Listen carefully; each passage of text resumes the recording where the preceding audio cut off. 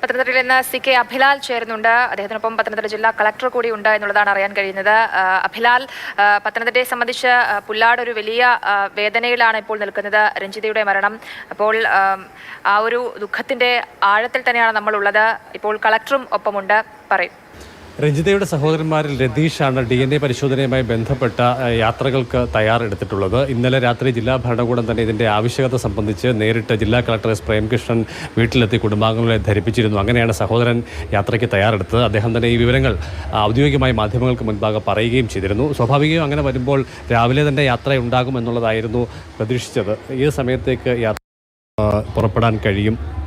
ഇപ്പം കുടുംബാംഗങ്ങളെ തഹസിൽദാർ മുഖാന്തരം ബന്ധപ്പെട്ടപ്പോൾ മനസ്സിലായത് അവരിന്ന് ഉച്ചയോടുകൂടി അല്ലെങ്കിൽ വൈകുന്നേരത്തോടു കൂടി തന്നെ ബിഫോർ ഈവനിങ് എന്തായാലും അവർ പുറപ്പെടാനാണ് തീരുമാനിച്ചിരിക്കുന്നത്.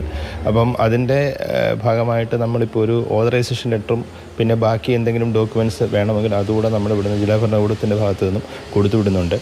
പിന്നെ ഇത് കൂടാതെ നമ്മൾ ഇന്ന് ഗുജറാത്തിലുള്ള നമ്മുടെ അഡ്മിനിസ്ട്രേഷൻ ഒന്ന് കോൺടാക്ട് ചെയ്യുന്നുണ്ട്. കാര്യം വേറെ എന്തെങ്കിലും അഡീഷണൽ ആയിട്ടുള്ള ഡോക്യുമെൻറ്റ്സോ കാര്യങ്ങളോ ഇവരുടെ DNA പരിശോധനയ്ക്ക് ചെല്ലുമ്പോൾ വേണോ എന്നുള്ള കാര്യം കൂടെ നോക്കിയിട്ടായിരിക്കും ഇവരെ അങ്ങോട്ട് അയക്കാൻ തീരുമാനിച്ചിരിക്കുന്നത്. ഈ ഇദ്ദേഹത്തിൻ്റെ യാത്ര അടക്കമുള്ളത് മുഴുവൻ ക്രമീകരണങ്ങളും സർക്കാർ ചെലവിലാണോ ചെയ്യുന്നത്? ഇപ്പം അവർ സ്വന്തം ചെലവിലാണ് ബുക്ക് ചെയ്തിരിക്കുന്നത്. പക്ഷേ ഇന്നലെ ചീഫ് സെക്രട്ടറിയോട് സംസാരിച്ചപ്പോൾ അത് നമുക്ക് റീഇംബേഴ്സ് ചെയ്യാം എന്നുള്ള രീതിയിൽ ചെയ്യാമെന്നുള്ള രീതിയിലാണ് സാർ അറിയിച്ചിരിക്കുന്നത്.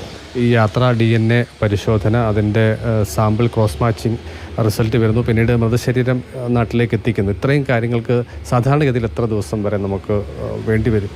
ഇപ്പം നമ്മളവിടെ ഗുജറാത്തിലുള്ള അവിടെ പോസ്റ്റഡ് ആയിട്ടുള്ള ഓഫീസറിനോട് സംസാരിച്ചപ്പോൾ അറിയാൻ കഴിഞ്ഞത് ഇപ്പം നമ്മൾ ഈ ബന്ധുക്കൾ അവിടെ ചെന്ന് കഴിഞ്ഞാൽ ഒരു 72 മണിക്കൂർ, അതായത് 3 ദിവസം സാമ്പിൾ കൊടുത്തിട്ട് 72 മണിക്കൂറാണ് അവർ ആവശ്യപ്പെടുന്ന മിനിമം സമയം.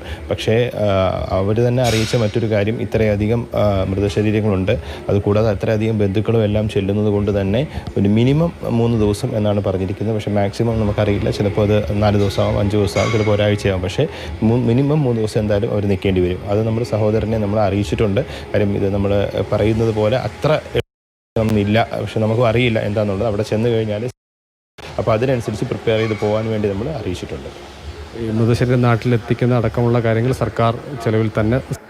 അതെ, അത് ഇന്ന് അതിനൊരു നമുക്കൊരു ക്ലാരിറ്റി ഇന്ന് ചീഫ് സെക്രട്ടറിയോട് സംസാരിച്ച ശേഷം പിന്നെ മന്ത്രിയുണ്ട്, മന്ത്രി തലത്തിലും മാഡത്തിനോട് സംസാരിച്ചിട്ടും ബാക്കി അങ്ങനെ നമുക്ക് ഒന്നാണ്.